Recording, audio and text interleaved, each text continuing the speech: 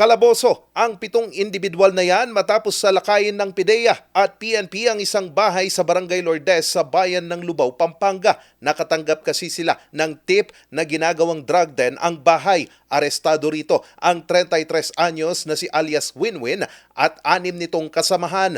Nakuha sa kanila ang 5 pakete na naglalaman ng shabu. May bigat itong 12 gramo at nagkakahalaga ng higit 81,000 piso. Isinagawa ang operasyon alas 3 ng hapon kahapon, February 4.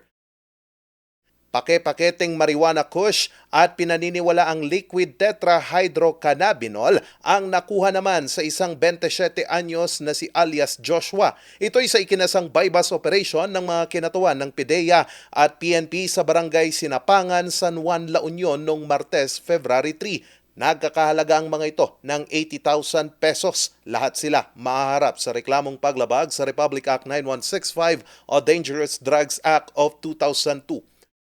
Samantala, 10 plastic bag na naglalaman ng high-grade marijuana ang nasabat ng PIDEA at Bureau of Customs sa Port of Clark. Galing ito sa France at dumating ito sa bansa noong January 26. Ideneklara itong steel fasteners at brackets pero nang suriin ng K9 unit ng PIDEA, nagpositibo sa droga ang laman ng shipment. Nang buksan, tumambad sa mga otoridad ang mga nasabing kontrabando. May bigat itong higit 4 na kilo at nagkakahalaga ng 7 milyong piso.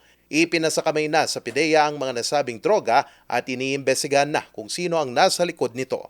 Charles Nicolimon, RNG News.